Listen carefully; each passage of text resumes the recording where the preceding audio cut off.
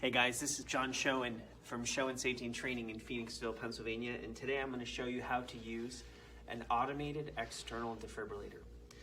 This is normally taught in conjunction with CPR.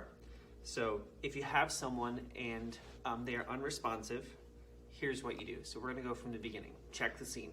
Is it safe? Check the victim. Are they responsive? Is their chest rising? Send someone to call 911. And get an AED. So we're going to put on our magic gloves.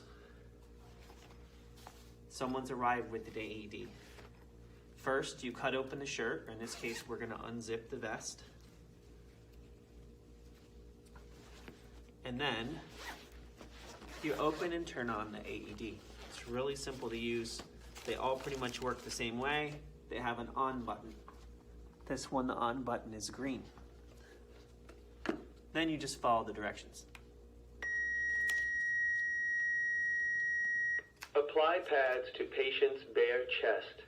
Plug in pads connector next to flashing light. There's pictures on the pads that show where they go. One goes on the... Apply pads, plug in connector. One goes in the upper right, one goes in the lower left. Now realize this may be opposite in the camera, so you just look at the pictures in the pads as if you're looking at the person, at the victim. Apply pads, plug in connector.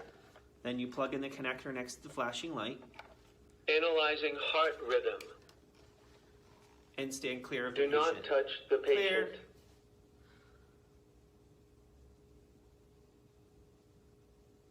Shock advised.